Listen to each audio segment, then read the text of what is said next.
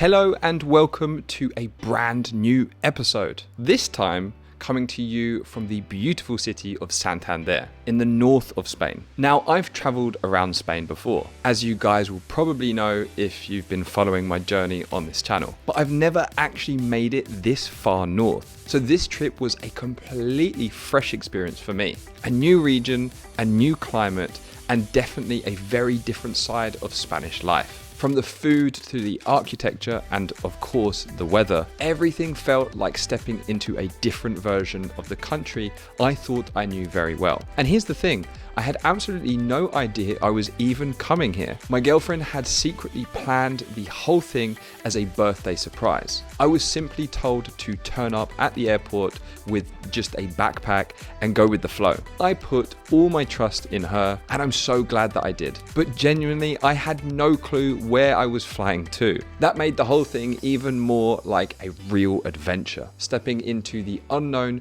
with no expectations and just letting the journey unfold. So come along with me as I take you through this spontaneous trip, and let's just say we didn't return to Valencia via Santander. We took a bit of a detour from winding coastal walks to mouth-watering bites and everything in between. Let's explore this incredible part of Spain together. As you can see, landing here in Santander, the sky is grey, but there's still palm trees. You can see it's incredibly green here and almost feels like I was in a different country. It felt more similar to our trip to Brittany in France than it does to anywhere I've been to in Spain.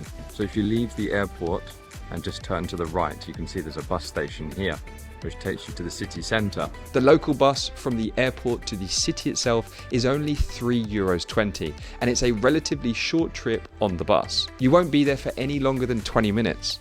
We just jumped off that bus, and this looks way more like Spain, to be honest. Okay, now we're starting to see the similarities with the rest of Spain. So where I initially had this feeling that it was super different, I can now start to see, especially in the architecture, how similar it is. And at this point, the similarities with the rest of Spain are uncanny. You can definitely feel like you're in Spain when you're in the city centre. The buildings have a familiar feel to them. But as we're about to find out, there's still some quirks and differences that you can find here in Santander that you don't necessarily find in other parts of Spain. When we first arrived in Santander, it was really early. The sun had just come up, or it would have if it wasn't for the fact it was super cloudy. And at this time, we couldn't check into our hotel. So we did what anyone would do. We went to look for food. That's when we stumbled upon Mercado de la Esperanza, this lovely old covered market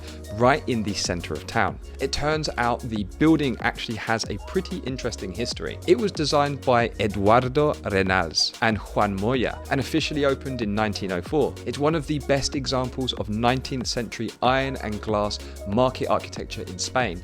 And if you know anything about Spanish cities, these covered markets are almost synonymous with daily life.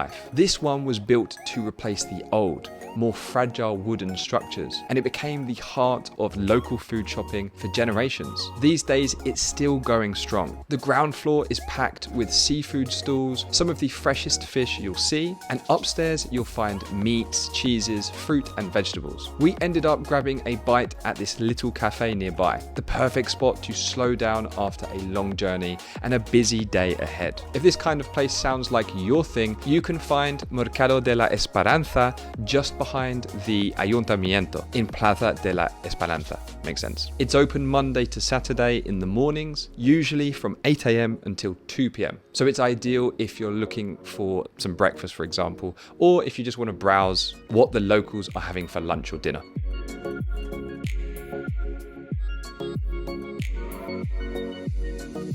So here's that market on the left, and you can see they're also selling things just outside here too, and a beautiful looking church on the corner.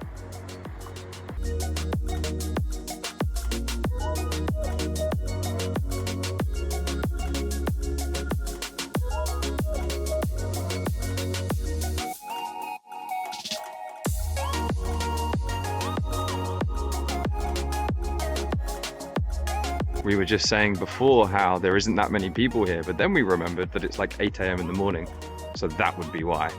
Look at these beautiful flowers as we walk past here. There's a lot more people out now, and I'm sure there will be throughout the day.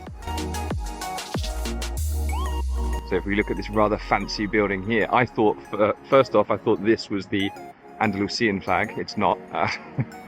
But also, we've spoken before about each autonomous region and how they have a ayuntamiento. It's basically the major building where the government runs that given autonomous region. So this is the one for Cantabria. And as always, it's absolutely beautiful.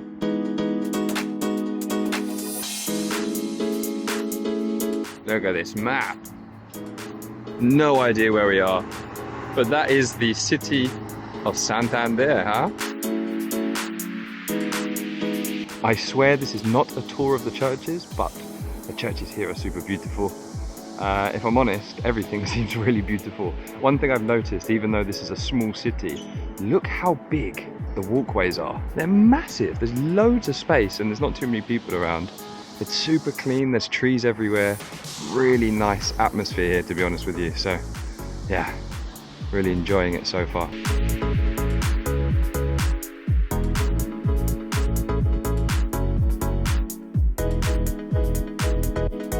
As we approach Plaza de Pedro Velarde, it's worth pausing to understand why this square is so important and why it's not just a pretty part of Santander. Interestingly, it's also known as Plaza Porticada, named after the covered walkways or porticos. It's literally the translation, that surround the square and give it a distinctive look. This place rose from the ashes of the devastating 1941 fire, which destroyed much of Santander's Old Town after a massive blaze broke out during a dry summer. Now, the first time I heard that, I was completely surprised. And the reason why I say that is because when I think of the north, I don't think of dry, hot summers. Firstly, I imagine it to be incredibly humid, but also I expect it to be on the more cooler side.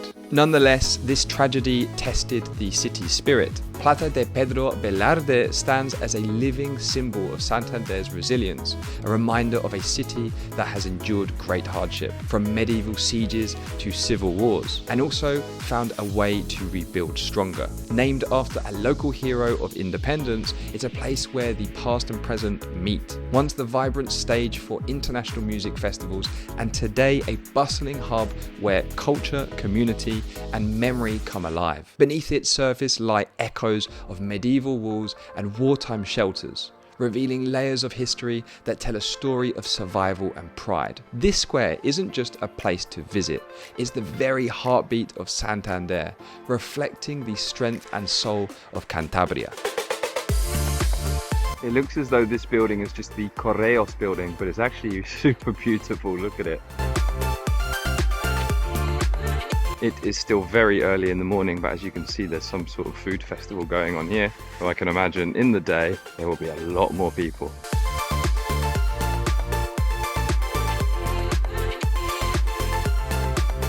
You guys know, every time I travel, I try to find the spots where we can find water. Right now, it says that there's one close to where I am. We can't seem to find it, so we're currently searching around for it. And I'll also leave a link to the application that I use to find free water, because I bring a bottle with me and then I can use it while I'm traveling. We will find it. We'll find it in the end.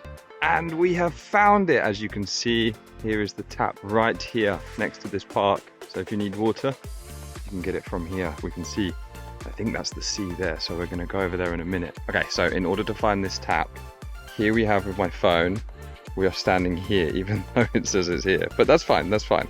Let's ignore that small detail. Now, most importantly, if you look over here, there's a place called Monumento a José María de Pereda. That is over there, which I'm going to show you in a minute. We'll walk over there. And I'm going to fill up my water. This monument is dedicated to José María de Pereda, one of Cantabria's most beloved writers, a man who gave a voice to the landscape, the traditions, and the people of this region. The phrase "a Pereda la montaña" isn't just poetic, it's a recognition that Pereda and Cantabria are inseparable. His stories captured the soul of this land, and this monument stands as a tribute not just to the author, but to the mountain spirit that still defines the north of Spain.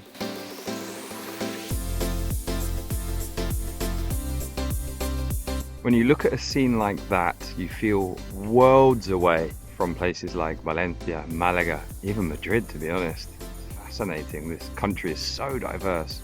I feel very lucky to be experiencing the northern part now. Look at this. So beautiful. Right in the heart of the city. It looks as though, I don't know if you can see it on the camera, but this is like a sandy beach here as well. I was so fascinated by the cargo ship going by that I didn't take notice of this beautiful building. It's not just this building actually, there's a few around here which are really beautiful, but it's actually, these are art galleries, it seems. You can see how unique the shape is. It's very iconic looking, and you can see there's a little cafe down here too. Very interesting place this, because even though it's very cloudy and it keeps raining on and off, it's actually really warm. It's very humid, so I'm comfortable right now. I've got this jumper on, but I don't know if you can see I'm wearing shorts right now. And that's all we have time for today. If you like this video, you can check out this one here, whilst you wait for next week, where we will be continuing our journey here in Santander. See you in the next one. Thanks.